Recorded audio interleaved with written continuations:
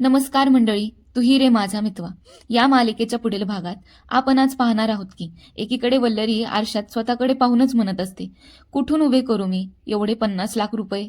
एवढ्या मोठ्या रकमेची सोय सहजासहजी नाही करता येणार, काहीतरी मोठं करावंच लागेल. दुसरीकडे ईश्वरी तिच्या आईला म्हणते, आणि असं लपून लपून किती दिवस लपणार आहे तो श्रीकांत धुमाळ? जुनी उधारी आहे ही आई, आणि त्याला माहित नाही हम उधार देते भी नहीं और रखते भी नहीं. जरा वेळाने अर्णव ईश्वरीला फोन करून म्हणतो, पण तुझ्या थेरीला सपोर्ट करणारे प्रूफ नाहीयेत ग तुझ्याकडे. ईश्वरी उत्तर देत म्हणते, अहो सर, तेच मिळवण्यासाठी मी धडपड करतीये ना. माझ्या आईच्या खोट्या बदनामीचा सवाल नाहीये सर. आपलं नातं पुढे कसे जाणार आहे हेही ठरवणार आहेत हे पुरावे. तुम्हाला समजलं नसेल ना नक्की हे चाललंय काय ते, आणि हा श्रीकांत धुमाळ कोण येते मी सांगते.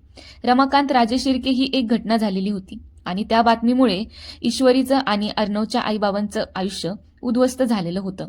तीच बातमी या श्रीकांत धुमाळने कव्हर केलेली असते, आणि आता त्याच माणसाचा ईश्वरी शोध घेतीये सत्य जाणून घेण्यासाठी.